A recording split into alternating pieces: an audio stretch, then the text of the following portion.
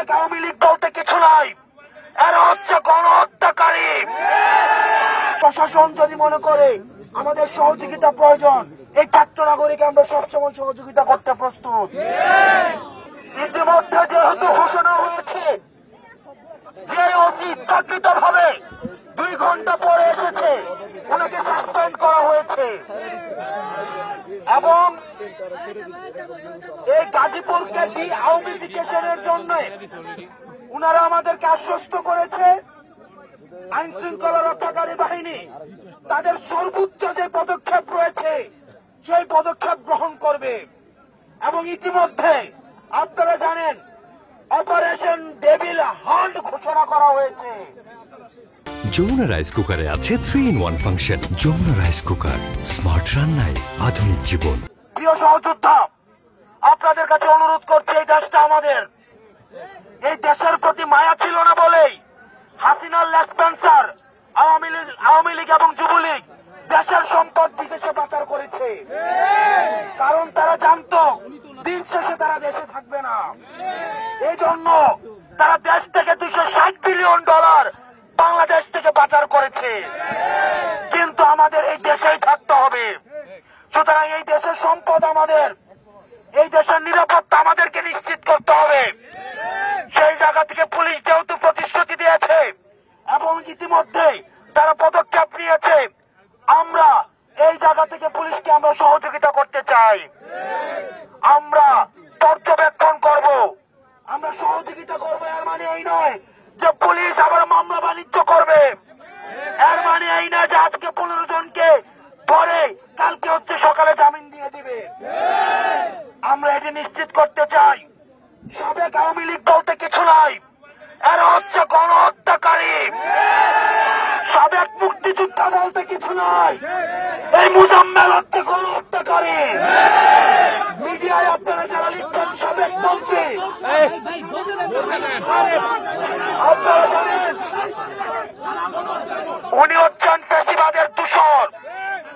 প্রিয় সহযোদ্ধা, আপনাদের কাছে অনুরোধ করব, আমাদেরকে জানতে হবে কোথায় আমাদের থামতে হবে। এই দেশটাকে আমাদেরকে নিয়ন্ত্রণ নিতে হবে। এই দেশের কল্যাণ, সামগ্রিক উন্নতি, সামাজিক নিরাপত্তা, এই দেশের 24 পরবর্তী বাংলাদেশ বিনির্মাণের দায়িত্ব হচ্ছে আমাদের। সুতরাং আমরা ছাত্র নাগরিককে সাথে নিয়ে এই 24 পরবর্তী বাংলাদেশ আমরা বিনির্মাণ করব। এবং এই 24 পরবর্তী বাংলাদেশ বিনির্মাণ করতে প্রশাসন যদি মনে করে আমাদের সহযোগিতা প্রয়োজন, এই ছাত্র নাগরিক আমরা সবসময় সহযোগিতা করতে প্রস্তুত।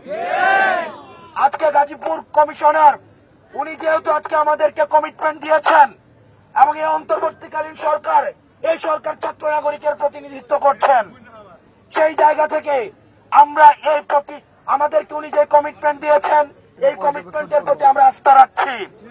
এবং সেই জায়গা থেকে তবে আমরা পর্যবেক্ষণ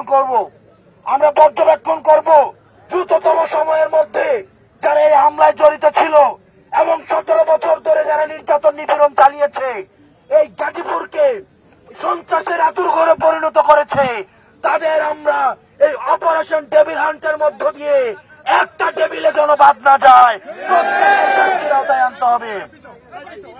প্রিয় সহযোদ্ধা, আমরা শান্তিপূর্ণভাবে মিছিল নিয়ে এখন যার যার জায়গায় অবস্থান করব এবং আপনাদের কাছে অনুরোধ করব অনলাইনে এবং অফলাইনে আমরা ইতিবাচক ভাবে আমরা আমাদের এই যে দেশ গঠনের জন্য আমরা মানুষের কাছে আমাদের বার্তা ছড়িয়ে দিব।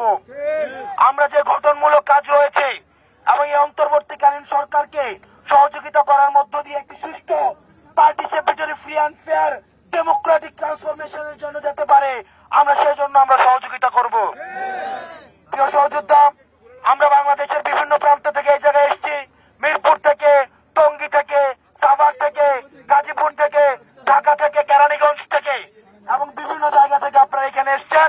আমরা বাংলাদেশের যে কোনো প্রান্তে, টেকনাফ থেকে তেতুলিয়া, এই 56,000 বর্গ মাইলের বাংলাদেশের যে কোনো প্রান্তে আমার ভাইদের উপরে যদি কোনো অত্যাচার হয়, এটা সমগ্র বাংলাদেশের ফ্যাসিবাদ বিরোধী শক্তির উপরে অত্যাচার হিসেবে বিবেচিত হয়। আমরা আপনাদেরকে ধন্যবাদ জানাই। গতকাল রাত থেকে আমরা এই জায়গায় সরব দৃষ্টি রেখেছি।